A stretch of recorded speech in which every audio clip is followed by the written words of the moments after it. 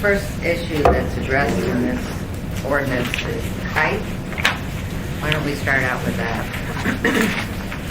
Is that all right with you?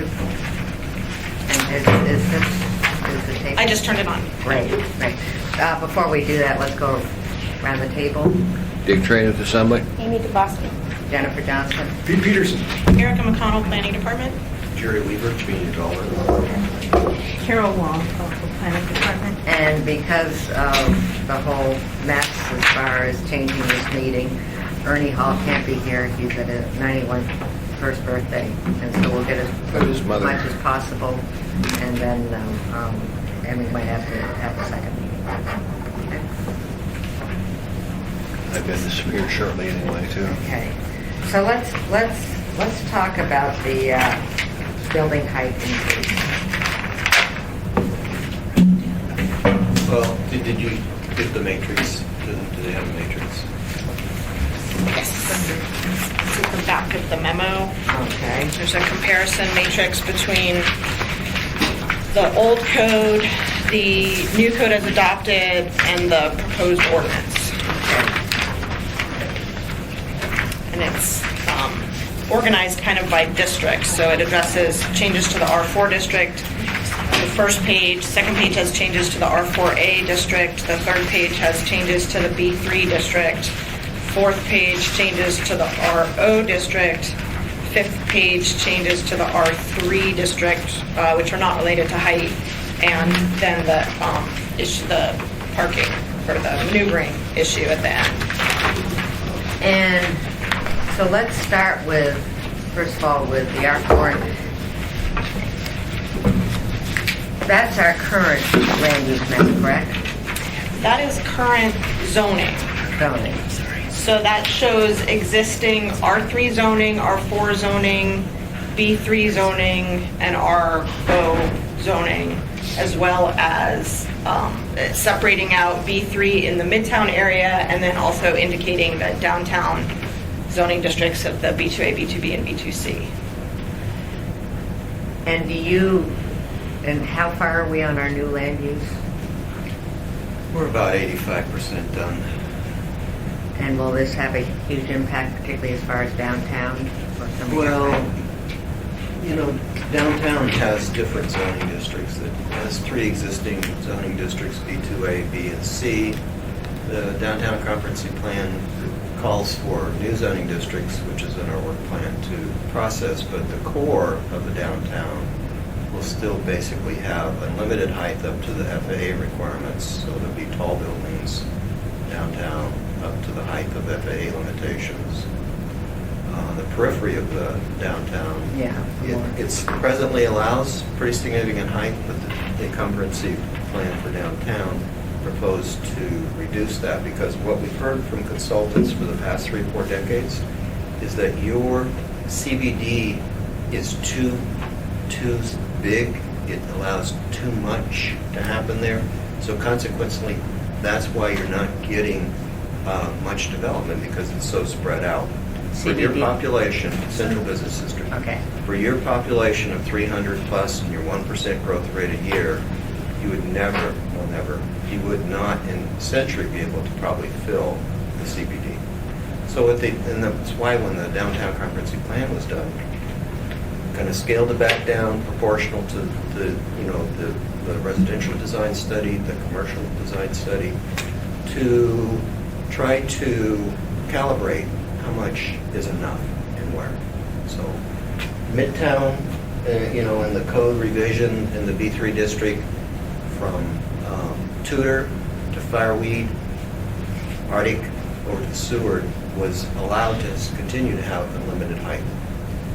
Because when we looked at the B3 district for developing the new code, we found that 95% of the projects were not more than 1 or 2 stories. So that's why the B3 district was adjusted down in height, because that relates back to surface parking. Unless you build a parking structure, you're not going to go vertical, because you're required parking on the lot. So just as background information, that's kind of where the height discussion took place. The R3, the R4, and the R4A districts, when they were created in the new code, they were calibrated down to actual development as well. The staff looked, they tested to determine what heights were being constructed to and what FARs were being constructed to. There was height limitation in the R3. There is height limitation in the current R3 and R4 and R4A. 60 feet in the R4, up to 90 feet in the R4 and R4A, with, if you met the bonus provisions that are in there that this ordinance proposed to eliminate, and just basically go to unlimited height in the R4A with some caveats. There are some caveats in there. But what we were trying to do in the matrix is to see how this addresses housing. I mean, I'm not sure if this is what the origin of this is, because when we, went to the Live, Work, Play presentation, what I heard was that why one of the projects didn't go forward was the return on investment is 2% more is needed here in Anchorage to make those projects work. And until that kind of changes, at least that one particular developer, had issue with that. But we've been challenged to see what code provisions are precluding development. The current code is in place now, so it's not precluding development of multifamily housing. They could choose either the new code or the old code. Our problem is, and I gave the mayor about a month ago an ordinance that to share with Juneau for tax abatement for about 5 years to bring our housing stock up to where it needs to be, because we have very old housing stock in Anchorage. And I've looked at and I've tried to figure this out, and there are many, many other people that need to talk about this, that, our cost of labor is more here, the cost of materials, the cost of, getting the materials here, and the cost of land seems to be more here. And a lot of our land is challenged because a lot of it's been overlooked or looked over in the process, either has DP or other issues that require amelioration. And the utilities. The utilities are a big expense to our projects here. So those things combined, and it's not new because this has been in our community for 4 decades. It's very expensive to live and develop here.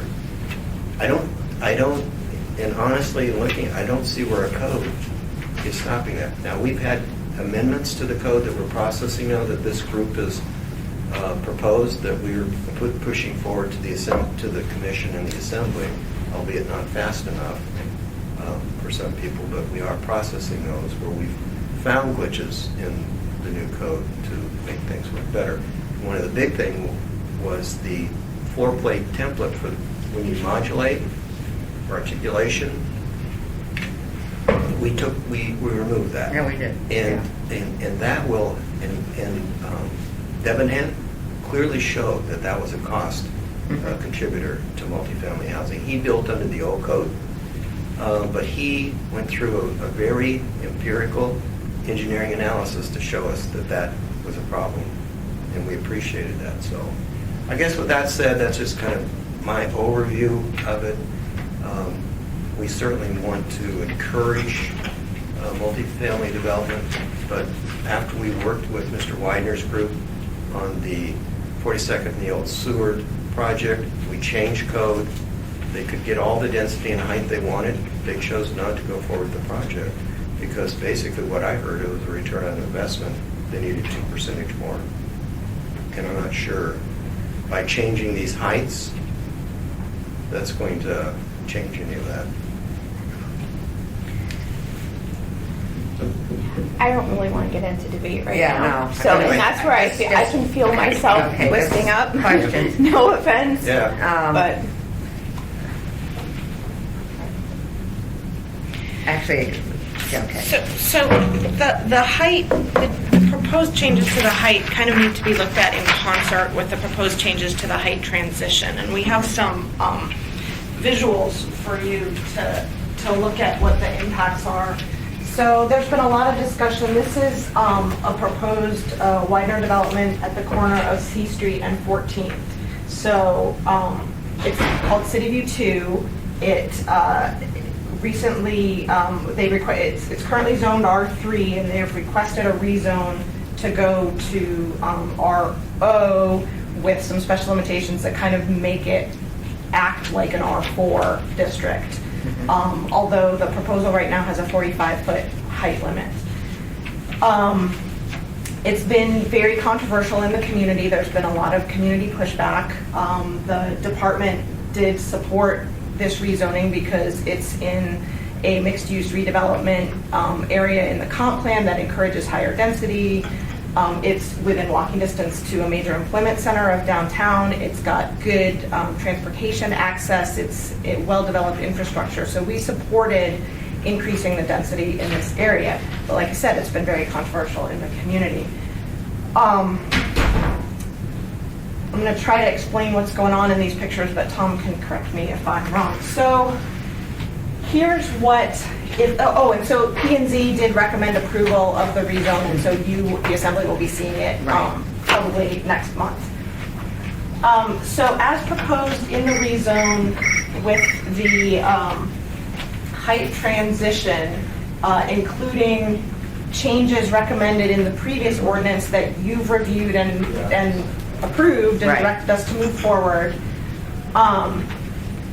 this would be what would be constructed, and this would be the shadowing impacts on October 21st, which is the equinox, right? That is the equinox. No. September 21st. Okay, so a month after the equinox. Sorry. And so this is how the sun shadows moving from 9 to 3, and then this is 9 and noon and 3. And so you can see the impact that it has on the existing development to the north and to the east. We made some adjustments. We proposed some adjustments to the height transition section that would allow them to go into that daylight plane just a little bit, because it allows them to have the same height that they would be allowed if they had remained an R3 district.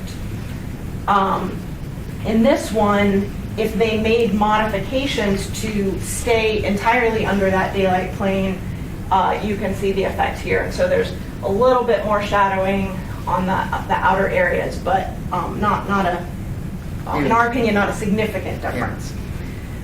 If it was to have remained R3 and a structure that hit the maximum for height and lot coverage and setbacks was proposed, it would penetrate the daylight plane by 1 to 4 feet, and it would have this impact here, which you can see again is not hugely different from these here. I think the important thing over here is if you go to 65 feet by right in the RO district, and again, that's not what's proposed for this site because it does have a special limitation limiting it to 45 feet. But if you say it went to straight RO, then, and it's complicated why it's RO and not R4, but you could imagine, I mean, just pretend it's R4. And I don't think that's worth getting into right now. But you can see what a significant impact that does have on the existing properties. It starts to get into the properties across the street, and it does more shadowing to the properties to the north. So by allowing more height and taking away any sort of protections for the neighboring residential development, you're basically saying the sunlight access for the new people is more valuable than the sunlight access for the existing people. You're not keeping in the protections for the existing neighborhood, who, they're going to be impacted anyway. There's going to be some shadowing, but the height transition provisions attempt to mitigate it, make it a reasonable amount rather than, having the potential to, to completely shadow the lot for the entire day. Additionally, I think in the RO, there are provisions to go taller than 65 feet through a review process. And additionally, if this was R4, they could go, as proposed, they could go as high as they wanted with no review process. So they could build, here's 65 feet, well, they could build 165 feet. That seems, that's exaggerated, but who knows? And then we're looking at a shadowing impact that's gonna be even more significant. So, the comprehensive plan has a lot of discussion about protecting existing neighborhoods and making sure that infill development is sensitive to the surrounding community, and a height transition provision, which exists in, a number of other major cities, is something that really helps to protect existing residential neighborhoods. And again, it only applies to, under the existing code as adopted, it only applies to development in the non-residential districts and the R4 and the R4A that are within 200 feet of all residential districts except for the R4 and the R4A. Something about scenario 4 there, the top of the second slide, is an important piece of information that I think's been getting lost. The reason why the developer has selected to go with the new code is illustrated there in point 4B. What's been getting lost is that the new code allows more density than the old code. That's a big difference, and that's been getting lost in some of the previous work sessions. And this site, and this is a tough site. This is a tough site, dealing with the height transitions and the neighboring lots on several sides. Even on this site, they're looking at 75 DUA, dwelling units per acre, 36 dwelling units on this development site under the new code. That's as compared to under the old code with the same amount of parking, same configuration. As we tested it, they would only get about 28 units or 58 dwelling units per acre. So here we have a tough site, and you're looking at an increase of 25% dwelling units per acre over the old code. And this site's tough because actually in this area of town, the new code's designed to provide further flexibility. Based on parking patterns that we observed through a lot of field work, this part of town actually has a lower parking demand as we reviewed it. And the new code is designed to actually allow, on a typical site, administrative parking reductions. So you could get even more than 75 DUA within that building. But on this site, the neighborhood, with the parking problems that exist already, they did not select to go with any parking reduction. But Tom, between the old and the new code, the reason you can't get as many dwellings per site is because of parking, correct? Between the old code, Title 21, and the new code, now that we've relaxed some of the parking restrictions, that's where you get your majority of your density, correct? That's right. Okay, so that's nothing to do with height or FAR, that's because of the parking. The parking drives it. One of the reasons why the new code is reducing parking, we reduced it to reflect what was the actual observed peak parking demand from South Anchorage. We went through But parking. that's the direct reason. But another reason is that Title 21 is designed to implement the comprehensive plan. And part of all this is also the pedestrian improvements, pedestrian-oriented street design requirements. They work together with the lower parking requirements to create an atmosphere where there actually be less demand or need for parking in neighborhoods like this. And It all works together. I don't think you can really say that the parking reduction isn't related to the height or the FAR, because as Jerry said earlier, the kind of limitations that have been on existing development in the past, and the reason that we haven't seen as much density as districts allow is because they've been limited by providing parking. And so once you reduce the parking demand, that automatically allows you to get more density on the site. It allows you to get taller buildings with more bulk, and thus those have an impact on the neighborhood, and it's not what people are used to seeing.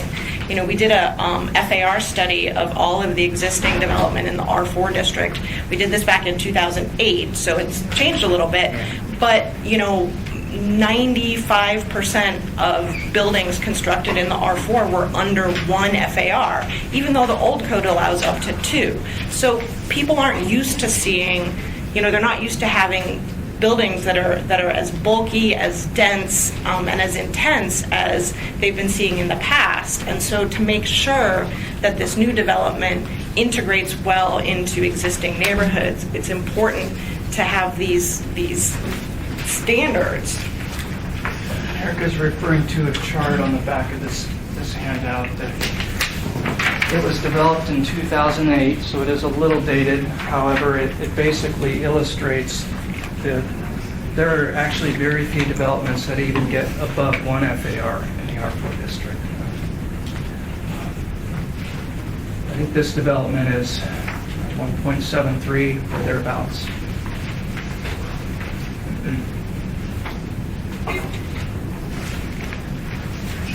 So when we look at this site, we see that the new code, in no small part because of the parking, is enabling the higher density we want to see.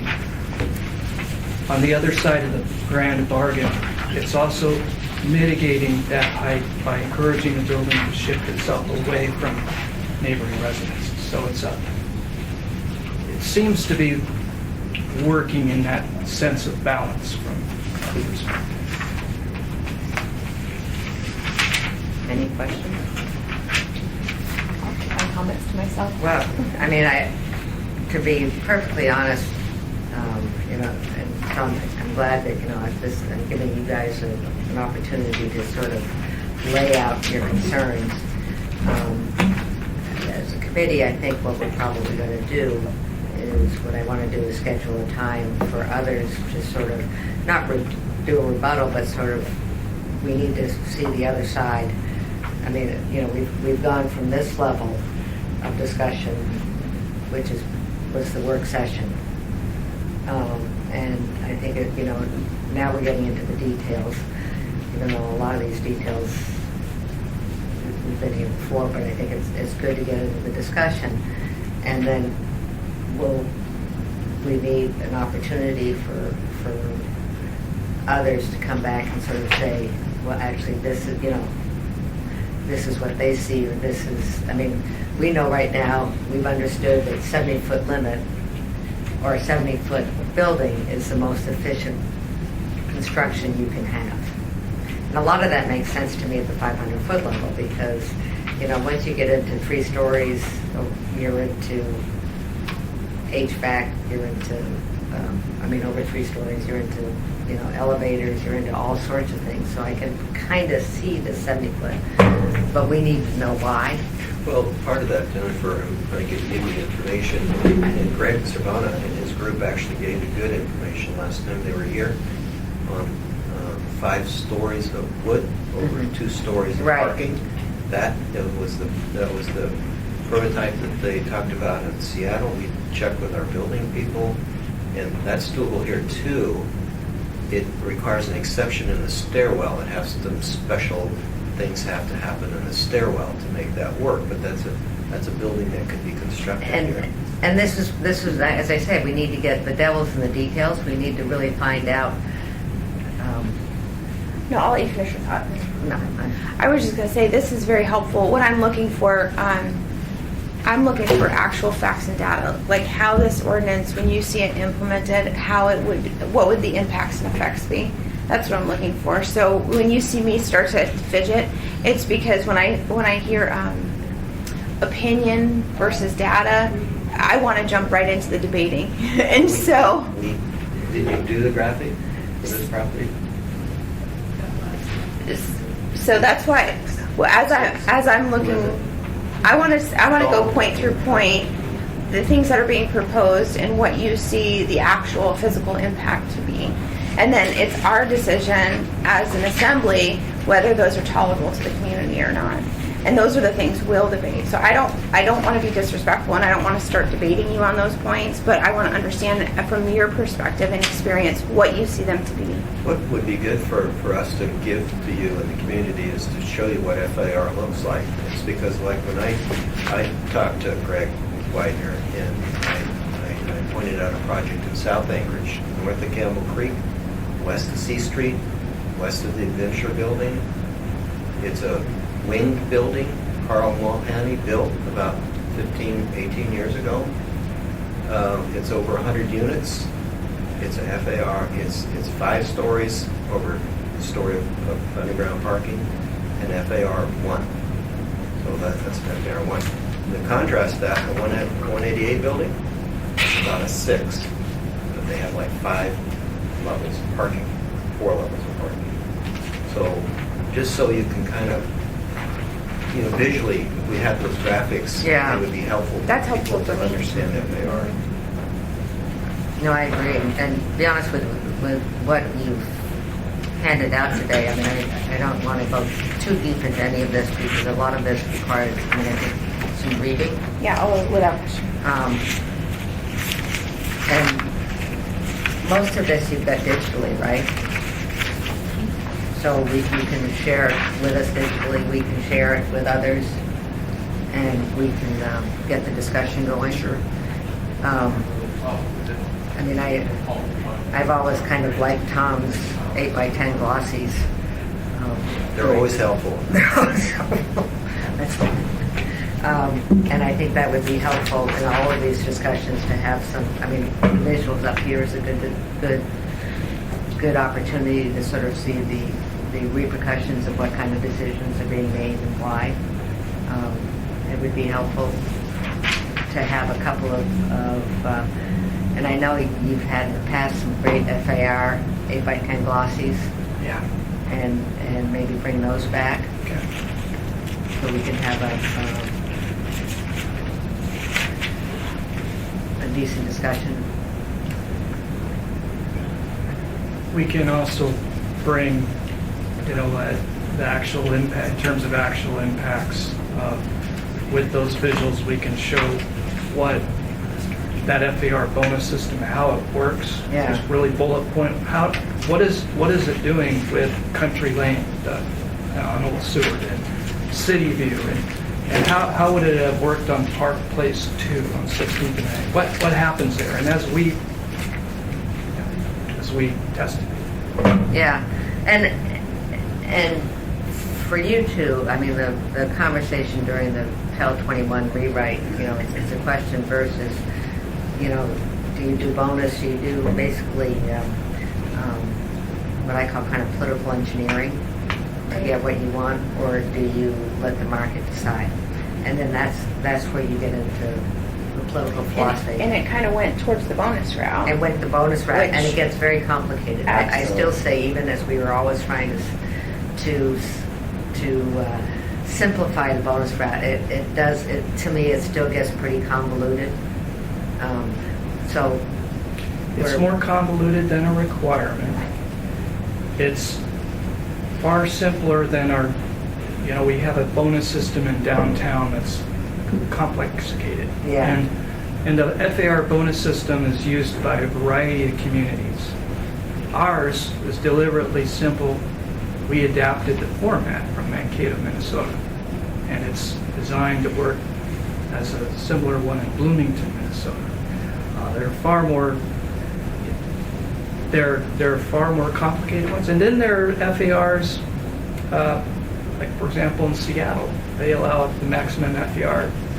There isn't a bonus system. Yeah. There isn't. No. But they require by right some of the kinds of development characteristics that this community chose not to require on all development, but rather chose to incentivize as choices in a menu. That's a big difference.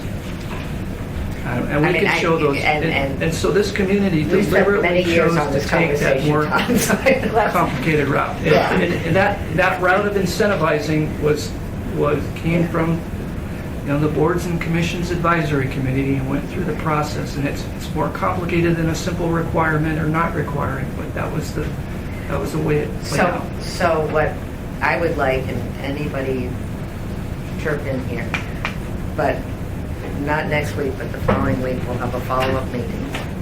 And we'll try to schedule it today and see if we can make it as confusing as possible. I love your optimism. It should be pretty simple. And I think it would be a great meeting to have some of staff's 8x10 glossies as far as for FAR and height. I would like us to have this digitally, and we can send it out to the work, live, and play community to take a look at it and give us their take on some of the options that have been brought up or some of the discussions.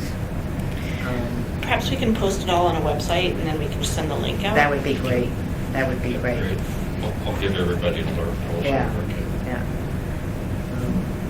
And the work, live, and play committee, that's the one that presented to us at the meeting of the whole. Right. I just want to make sure Yeah, I was yeah. 99% sure. And most of this is coming out of that. Oh, that's exactly what this is coming. This is a group of people who have spent 2 years on this discussion. So, and I know in the meantime, you're going to be doing this also with planning and zoning. So hopefully all of this is a make-work project for staff, that we're spending some time and putting some thought into what we're doing. And I do want to point out in terms of trying to illustrate impacts, we just brought in a large packet that provides you all with the visual testing that we provided Planning and Zoning Commission on the effects, the impacts of the amendments that we brought forward. in The one that we cooperation with worked on in the Planning committee? Currently at Planning and Zoning. Yeah, okay. And it gives you, visuals of here's how the building articulation would impact a number of developments. Here's what the window requirement is and looks like on developments you're familiar with, and it gets into a number of individual sections. It does a comprehensive code test on 2 relatively recent developments, one apartment building, Northwood, and one townhouse development, infill development down Lakewood at Stein Court. And then, as I mentioned to some earlier, I'm going to be out of town from the 19th to July 1st. And I'll be in Norway, so I'm not, even though I've Skyped from there before, it's not on my top 10 list. So I've got to talk to the chair and to the sponsors of different ordinances as far as whether we still make, if we continue the public hearing on this and our Title 21 committee bill ordinance for the 23rd. So, any other comments or interests? It's a lot to consume here. I know, I wish Ernie was here, but that's okay. No, That's why I think yeah. this is going to take multiple meetings. But the one thing I haven't heard feedback yet from the Live, Work, Play committee. I haven't heard feedback yet on the proposed ordinance. What their thoughts are if this kind of mimicked what they envisioned and they requested at that work session, or if it went too far. And so, that's kind of why I think it's great to hear the staff's, analytical. This is going to be the impacts if you do this, or maybe this is an option to modify this. I haven't heard that yet. That's where I want to see the actual. And hopefully through Tim, because he's you're co-chair of that, right? That by getting this all up on a website, then we'll have the opportunity to actually bring them in to the table and have them. And we're pretty active working group, Yeah. and we will respond in whatever way we need to respond, as far as getting back to you, whatever route you want us to look at and comment on. And I think it really will be good because, you know, there's things being suggested that Greg Surban's, you know, the only reason It's the true, yeah. lane didn't go forward is because it had a ROI that was 2% too low. And in reality, both for the Country Lane project and the one at 14th and C, CBU one. the City View CBU 2, sorry. that the issue is that there are changes that are necessary to the code before you can even go forward with those projects.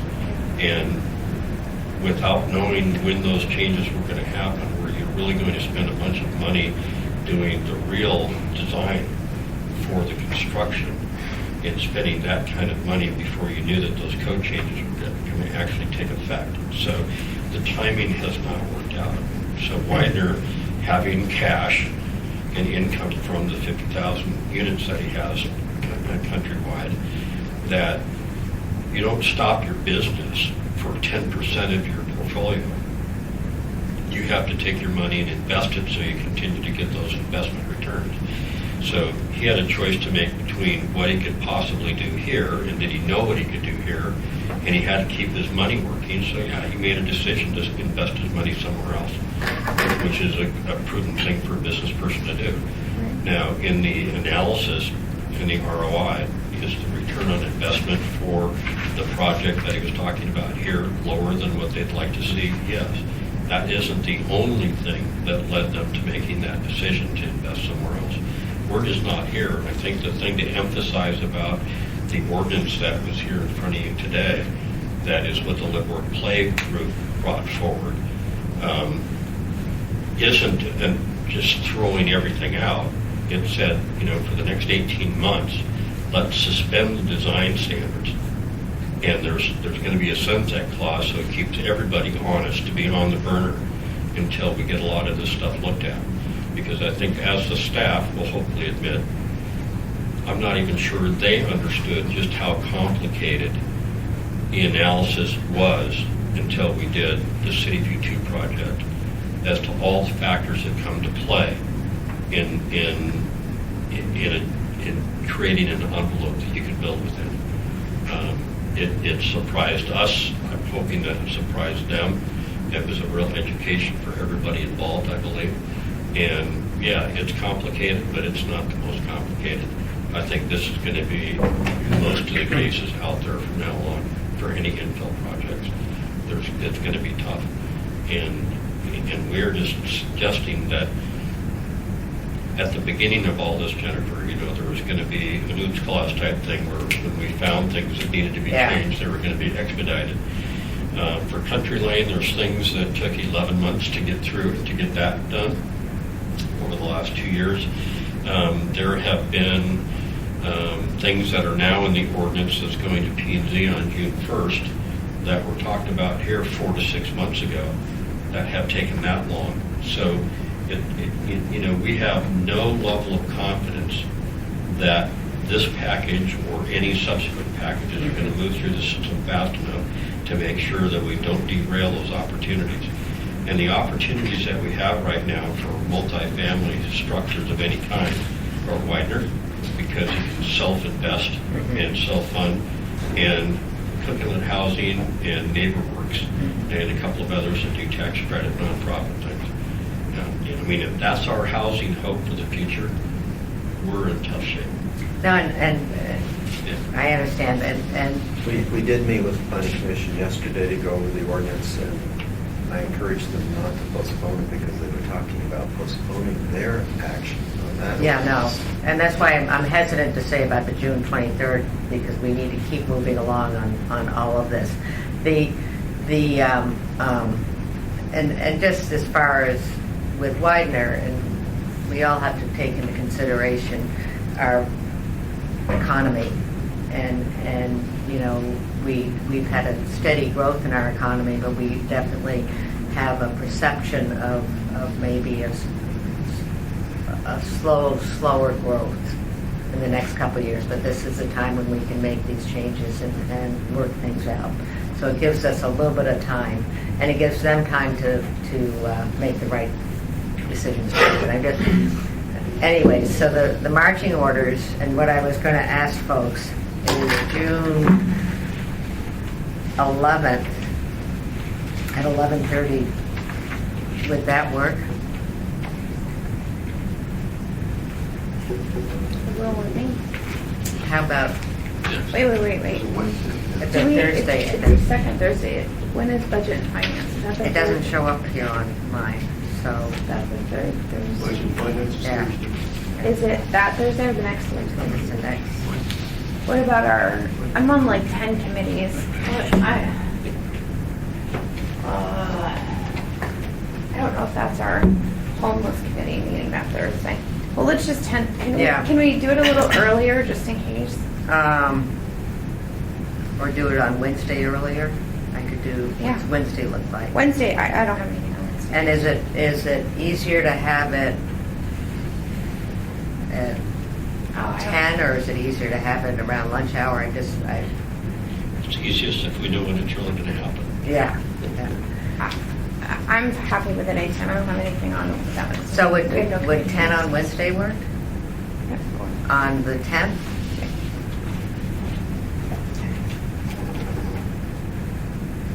Same location, right? Yes.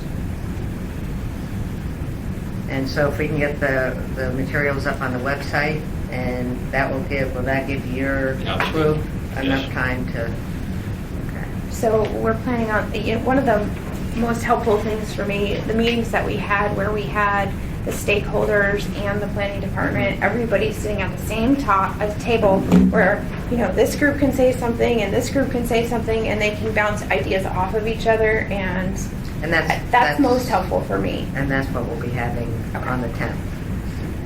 Give time for everyone to, We also are going to have to do some community outreach because there's already some groups that are coming out against Title 21 changes. I'm sure you're aware of that. There's a community council that passed a resolution just the other day against changing Title 21. So we And have that some was- public education we have to do. That's a good point. okay? I don't want to take up any more, Dick's gonna come back, but I don't think. valuable time. Any other comments, or are everybody comfortable with our approach going forward? I can't believe I've asked Tom for more 8x10 glossies, but here we are. Okay, well, thank you. Thank you. Thank you.